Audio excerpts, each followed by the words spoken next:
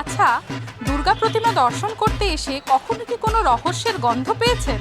হ্যাঁ, এই মুহূর্তে আমরা এসে উপস্থিত হয়েছি আলিপুর সার্বজনীন পুজোয়।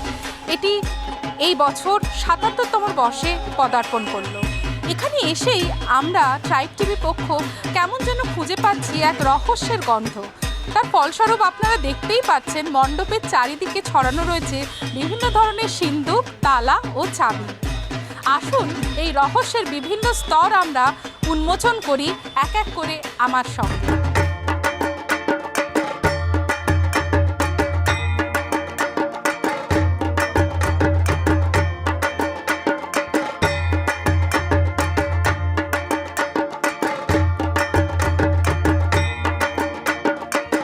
রহস্য উন্মোচন করতে এসে প্রথম স্তরে আমরা পেয়ে গেছি কর্মকর্তাদের অন্যতম কৌশিক ভট্টাচার্যকে।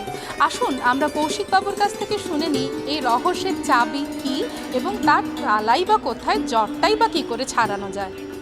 কৌশিকদা, আপনাকে অসংখ্য ধন্যবাদ।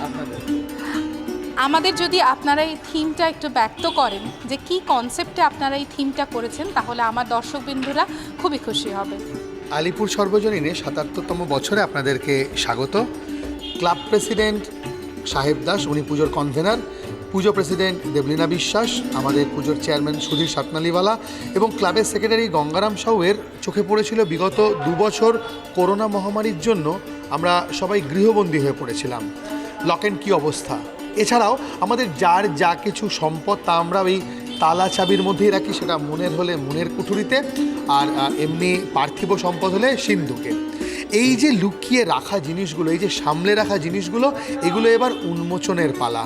সেই তালার চাবি খুঁজে পেয়েছে আলিপুর সর্বজনীন। তাই আমাদের প্যান্ডেলে প্রবেশের প্রথমে আমরা দেখতে পাচ্ছি একটা মানুষের মুখ আর তার মাথায় অজস্র তালা। কারণ আমাদের মননে সবসময় কিছু প্রশ্ন চলতেই থাকে, যেটা উন্মোচন করা সঠিক হবে কি না, কতটা হবে।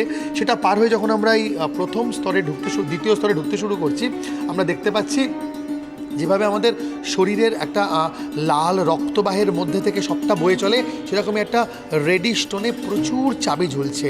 আর সবশেষে রয়েছে, এই ভাগের সবশেষে রয়েছে কিছু পদ্মের কুড়ি। আমরা জানি lotus is the symbol of wisdom, পদ্ম জ্ঞানের প্রতীক। তার গায়ে অজস্র চাবি রয়েছে। যদি ভুল চাবি দিয়ে ভুল জিনিস খোলা হয় ভুল জ্ঞানের মাধ্যমে, তাহলে তা ভুল পথে চালিত হবে। আর যদি সঠিক পথে চালিত হয়, তাহলে তারা কোথায় গিয়ে পৌঁছয় সেটাই বলবে আমাদের পরবর্তী অধ্যায়, অর্থাৎ একদম অন্তিম পর্যায়ে। আসুন আমরা কর্মকর্তাদের সাথে দেখে নিই সেই পদ্ম রহস্যের দ্বিতীয় স্তর। রহস্য উদ্ঘাটনের দ্বিতীয় স্তর, অর্থাৎ সেই পদ্ম স্তরে এসে আমরা উপবিষ্ট হয়েছি।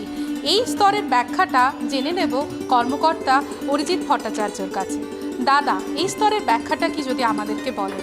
হ্যাঁ, আমরা দেখতে পাচ্ছি এই সেই পদ্ম যা বলা হয়েছিল উইজডম অফ নলেজ বা জ্ঞানের প্রতীকের যে বিষয়টা, এবং এতে আমরা দেখতে পাচ্ছি বহু চাবি রয়েছে। আগে ঠিক যেটা বলা হয়েছিল যে যদি ভুল চাবি খোলা হয় তাহলে ভুলভুলাইয়ার মধ্যে হারিয়ে যেতে হবে, বারবার অজ্ঞানতার অন্ধকারে হারাতে হবে। আর যদি সঠিক চাবি খোঁজা যায়, তাহলে আমরা কোথায় পৌঁছবো, সেখানে কী পাই, তার সামনের দিকে গেলেই জানা যাবে। আসুন আমরা দেখে নিই রহস্যের সেই অন্তিম স্তরের যাত্রা।